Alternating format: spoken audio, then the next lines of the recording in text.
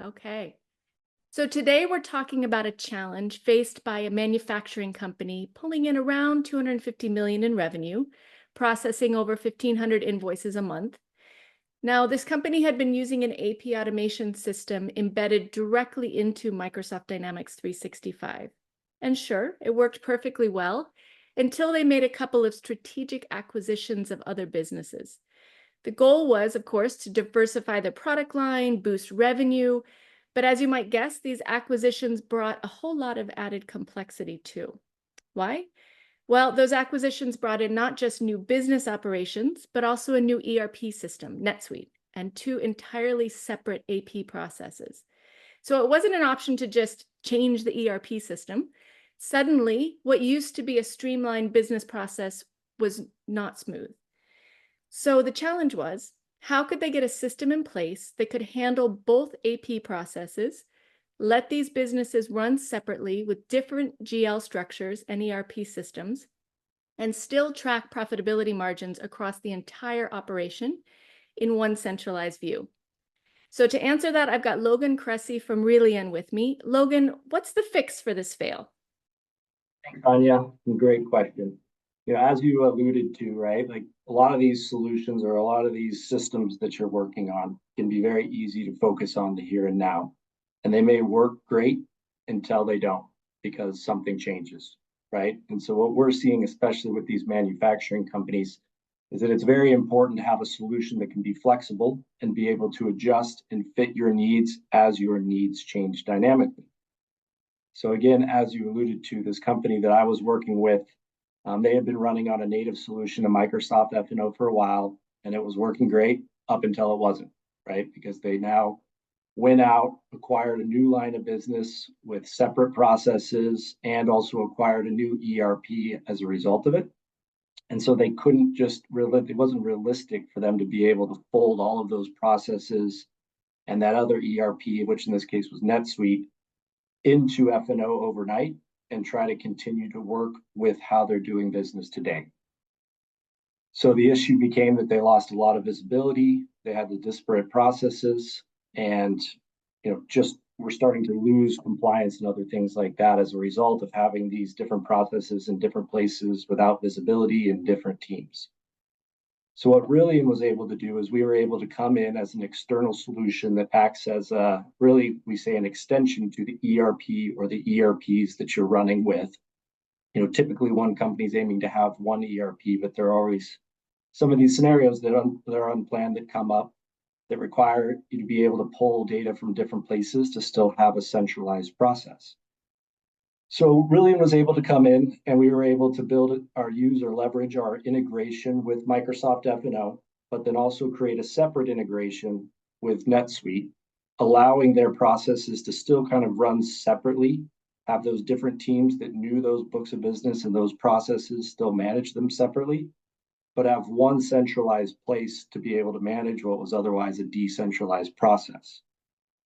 And so the benefit of this for them was that they were able to have, again, visibility for their management to be able to see what was happening against all the different processes, improve communication across the different teams, and slowly allow them to focus and work on bringing those processes into one new kind of common process that would work for both companies that are now one company, knowing that it was probably going to take a couple of years to be able to do this.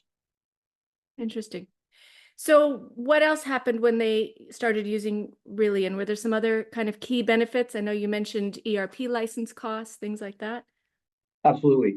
Yeah. So one of the other things that they started to realize, so I think there were really 4 key outcomes that we focused on for them and that we were able to help them work towards achieving.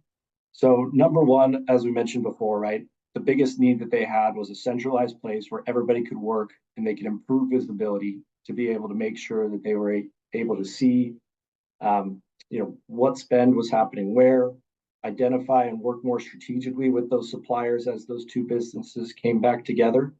And this really allowed them to be able to, again, have that improved visibility to then kind of build on that and save and cut costs. So one of the other unexpected costs that often comes with a native solution is now that you're bringing more and more people into the ERP to work within this process or bringing more process into it, you don't always realize until after the fact that now you're having to have more licenses for these what are otherwise non-essential people to be going into the ERP or into SharePoint or into all of these other Dynamics suite of services in order to do their part in the process.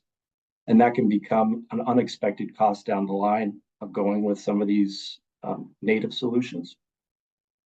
The other big one that we were able to help them with again is, visibility always leads to compliance. And when you've got a decentralized process with new people that don't know your policies, don't know, and really frankly, it's a time when you need to be able to reevaluate and see where do we need to kind of be able to change those processes to enforce and maintain compliance. So the other thing that they had was they had just recently gotten a new PE-backed organization. And so with that came additional requirements for them to be able to implement PO processes across as much of their spend as possible.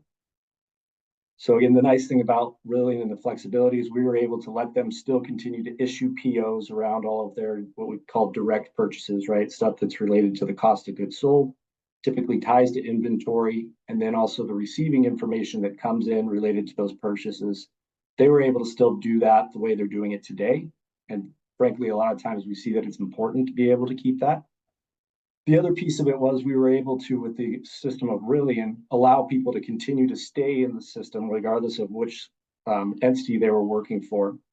And we were able to allow them to create requisitions and have approvals for those requisitions to then have them obviously turn into a PO around all of their typical indirect or operational expenditures. So this allowed them to still have the individuals, right, and not have to increase the licenses and the adoption within those two different systems, and have a place where everybody could go and still get some pre-approval on that spend, helping them to meet those requirements from the PE company, and also, again, continue to control costs and work more strategically with all of their suppliers, right? Because they've now got this other company that has all of their own supplier relationships. So it's important to be able to kind of bring those all into one place, see if you have any overlap, and then also over time, see if you can continue to consolidate spend to achieve better discounts, better relationships, things like that. One of the other pieces of it is obviously just saving time. Everybody I talk to is wanting to become more efficient. I think that's what we think about with automation in general. That's not specific to AP automation.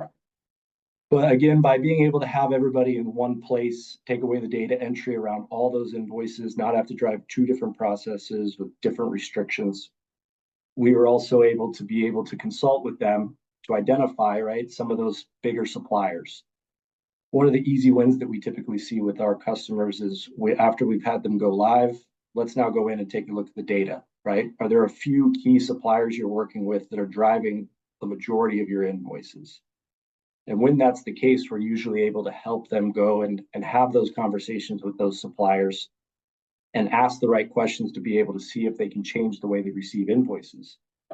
So in the case of this client, right, they're receiving a bunch of PDFs. I think it was over 4,000 a month or 4,000 a year. I can't remember the exact numbers, but enough that we were able to help them go and talk to that supplier and have them start sending what is called EDI or electronic invoicing data, which we were able to ingest directly into Rillion, bypassing the need for OCR altogether, which also helped to improve the data accuracy and obviously also meant that that was one less step that their AP team had to do to go through and verify all the information. And a lot of times some of those invoices can be kind of hard for OCR to ingest. So this is just another option to improve the automation as well. I mean, those are some of the high level things, and we're still continue to work with them on an ongoing basis to continue to look at the data and across both of those businesses and see how we can help them achieve more automation, better efficiency, better cost controls, better compliance. Yeah, it sounds like some definite advantages for the leadership and the users as well. Thank you very much for that advice, and thank you for sharing that story, Logan. Absolutely. Thank you for having me, Anya.